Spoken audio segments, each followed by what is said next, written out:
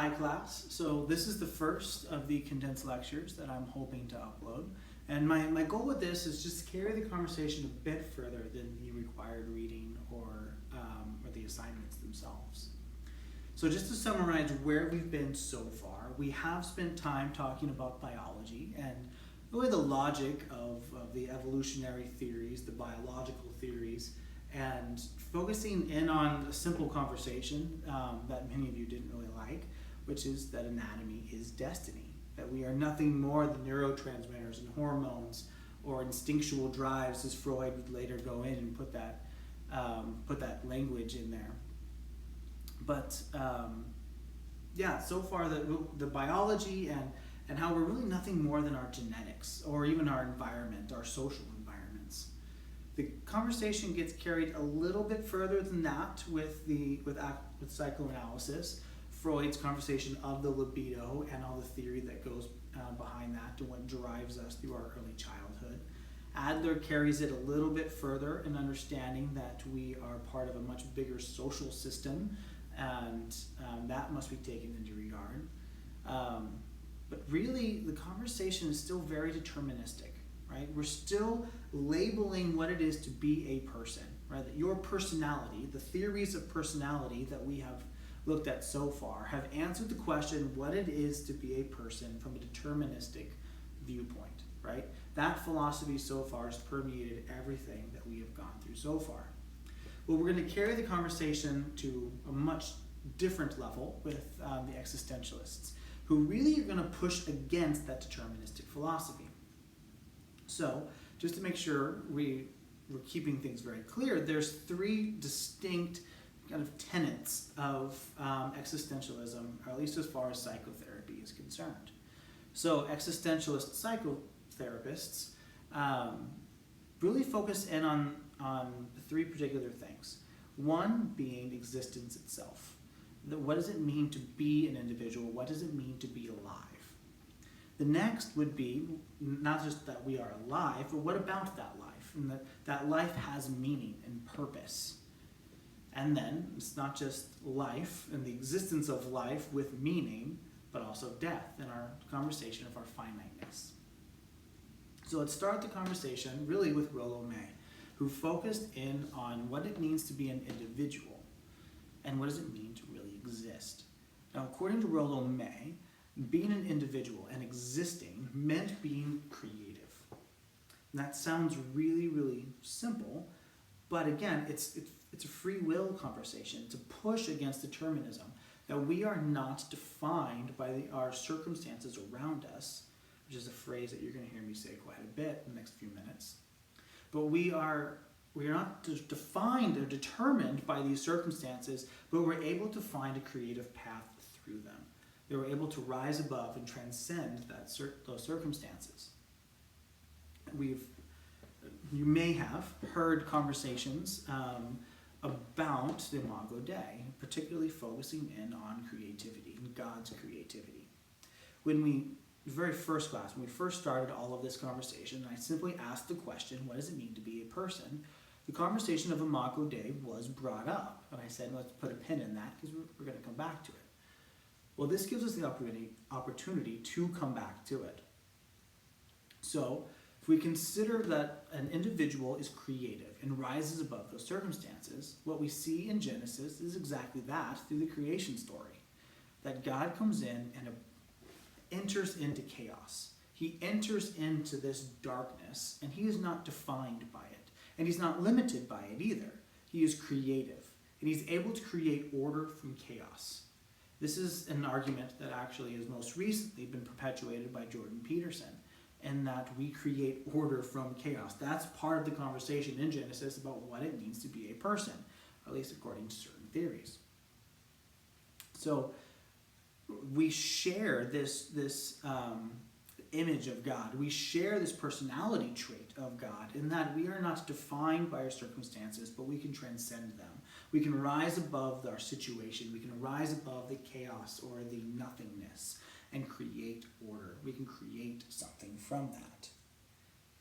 This is carried on a little bit further by Viktor Frankl.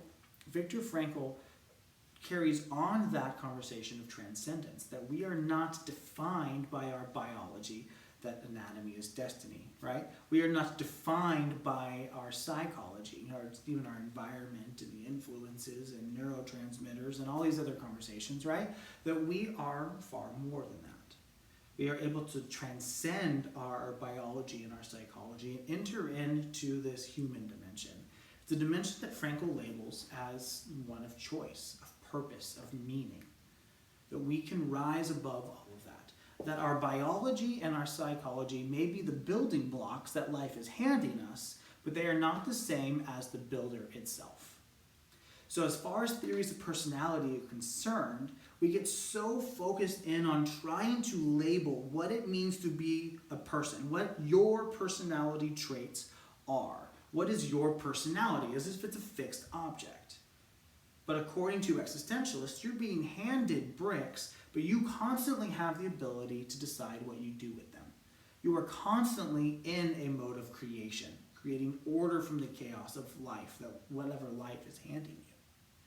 So your personality is not strictly defined or deterministic.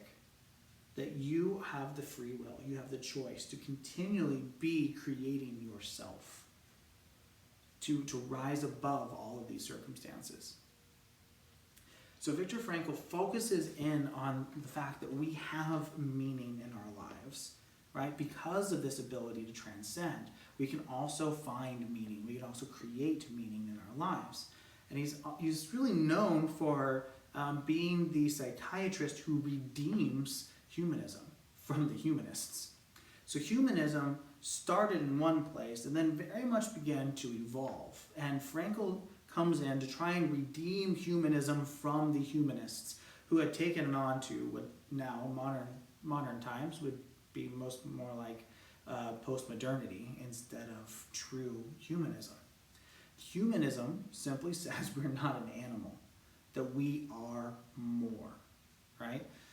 Frankl is most known for just a simple little quote in Man's Search for Meaning, that man is more than machine.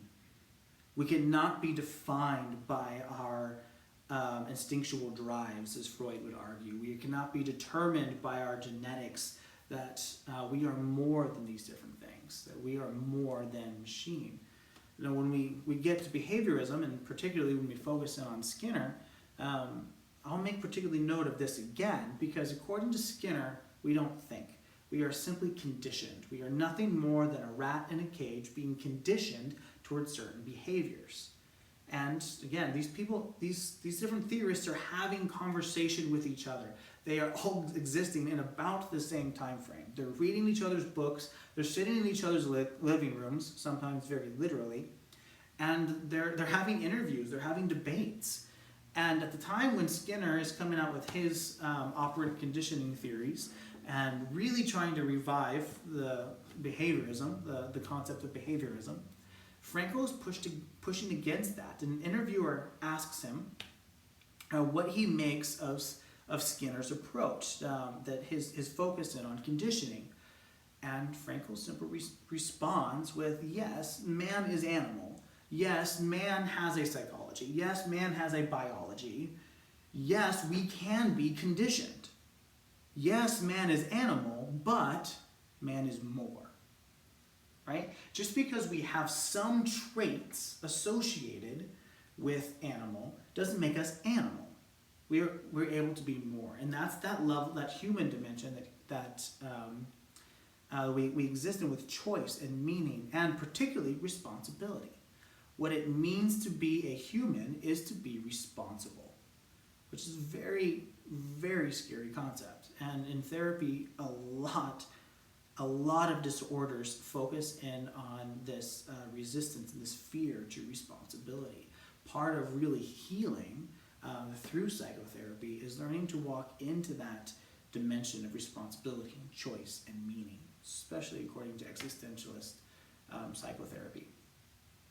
So any other theory, as far as Frankl is concerned, is missing the point of what it really means to be human, right? When you remove the conversation of responsibleness when you remove choice, when you remove free will, when you remove this transcendent ability, you miss man in himself.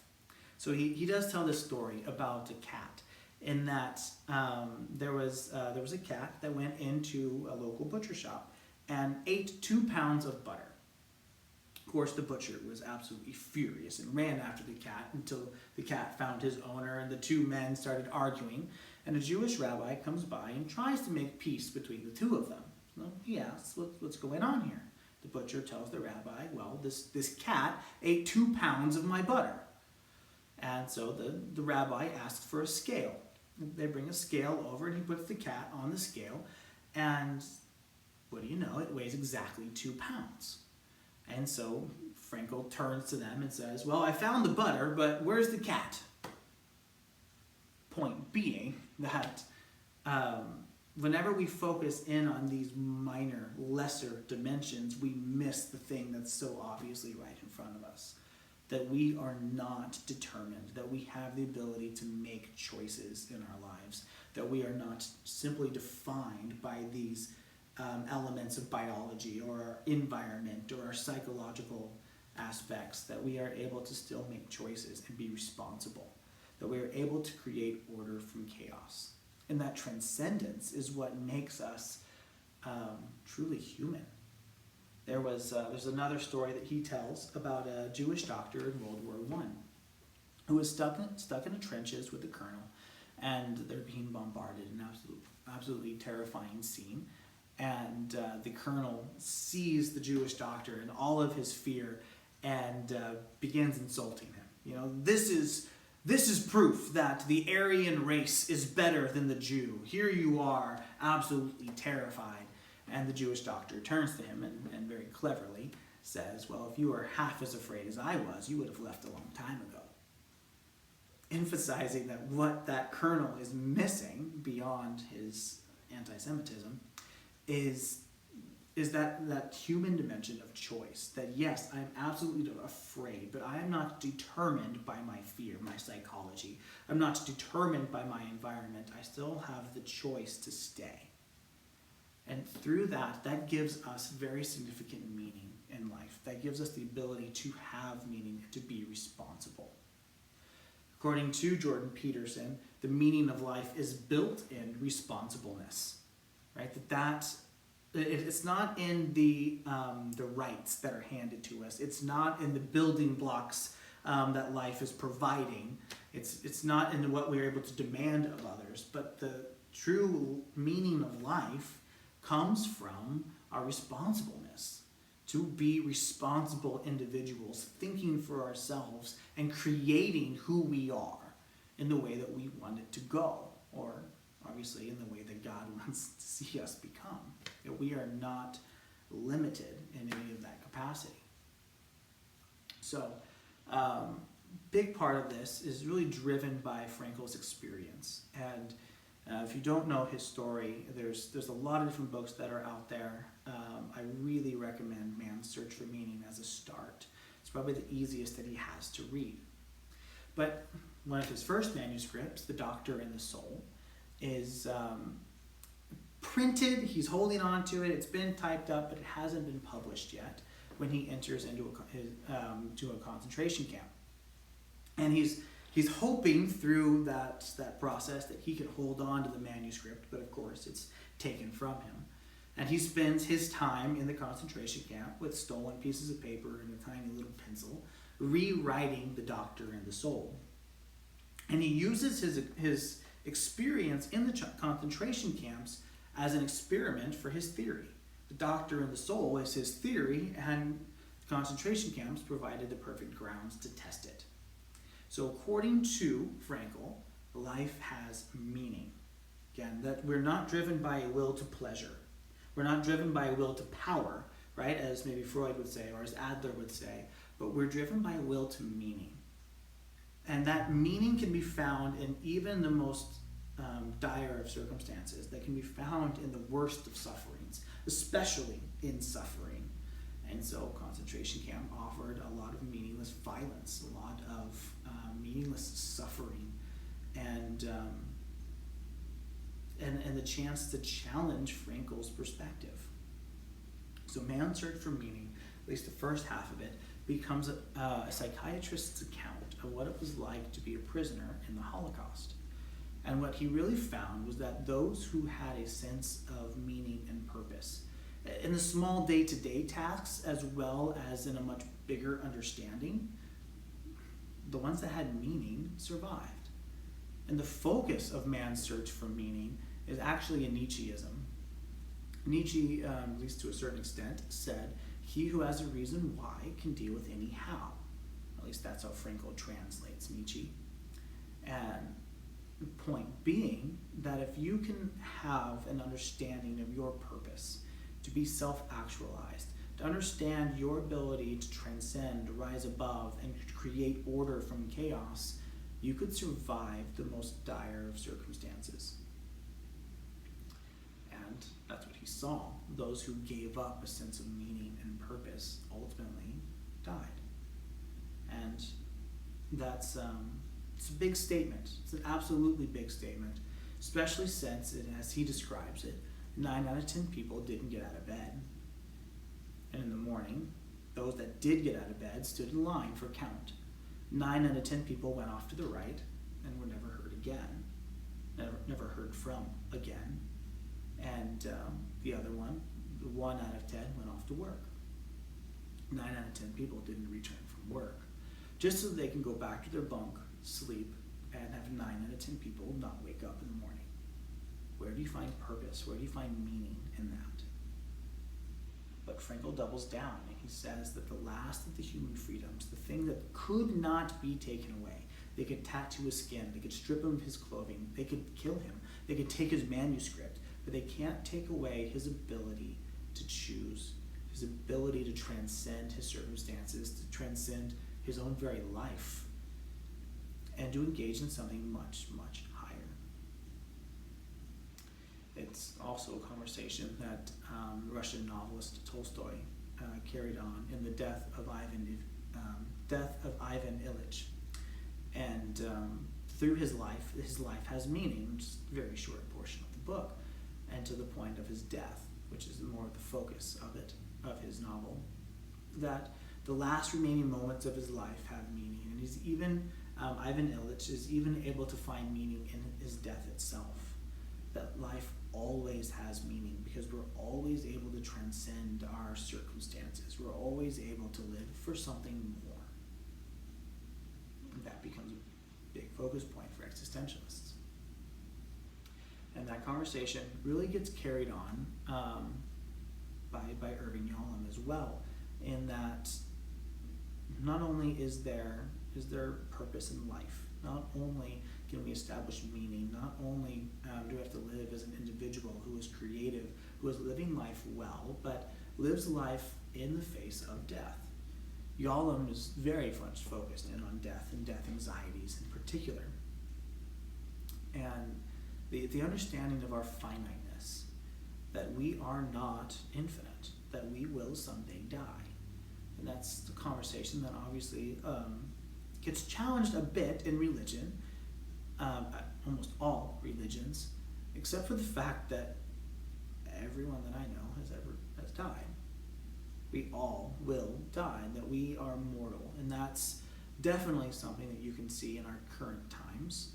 This fear of our finiteness, this fear of disease and illness and death itself, and our inability to really stop it and control it.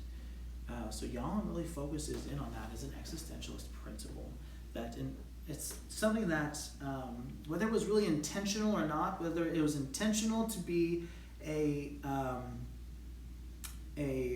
existentialist principle or teaching or not, the author Mitch Albom really focuses on quite a bit, particularly in a book that he wrote called Tuesdays with Morrie.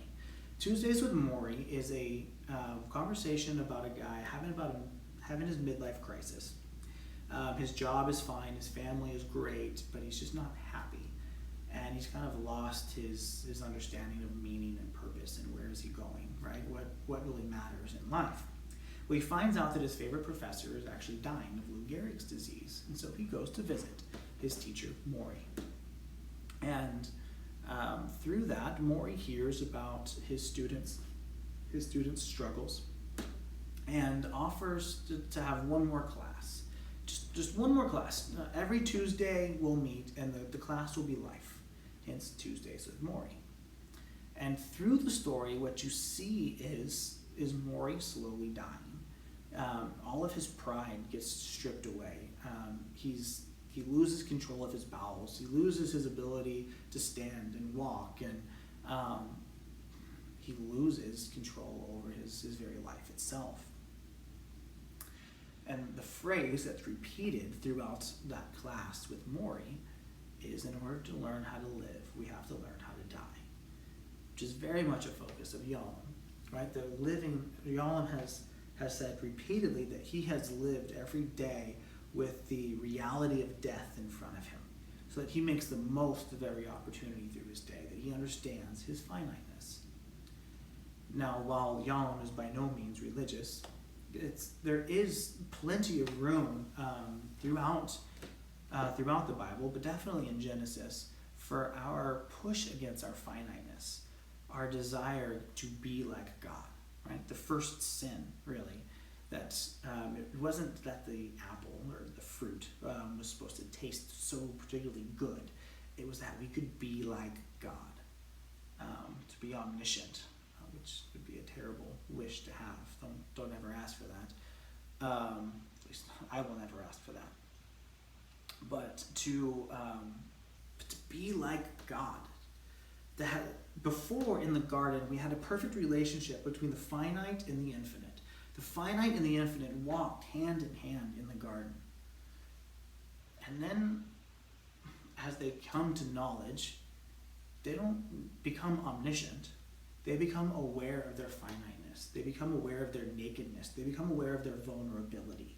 And so they hide from God. The finite removes itself from the infinite and hides from it, recognizes how vulnerable we really are. And really a big part of becoming a holistic individual, as Rollo May tries to help his patients through, to become a holistic individual who is living in their creative individuality, who is living into the meaning of life, as Frankel seems to argue, is to understand that also we are vulnerable, and there's something beautiful in that as well. We are finite, we are full of meaning, and we are creative, and we are ultimately not defined by our circumstances. We're able to rise above all of that, so we're able to transcend. We are not determined. We're not even a fixed unit. We are constantly able to engage in this human dimension, in this dimension of choice. So that's a fairly brief conversation about existentialists, and really the next conversation takes us, I think, quite a few steps back, going into B.F. Skinner and behaviorism, and what that really means for our present day reality. So thank you, appreciate it. I did say that through these videos I was going to offer some extra credit opportunities. So for an extra 25 points, I would like you, if you so choose, to write a 3-page paper, include 2 references on the influence of humanism on theories of personality, and be interested to see what you come up with. So again, the influences of humanism, humanistic philosophy, on theories of personality. And 25 points, 3 pages, 2 resources, and so you get that to me. You can email it directly to me, and I'll have it graded and submitted as soon as possible. Thank you, and I hope you guys all stay safe and healthy. Have a great rest of your day.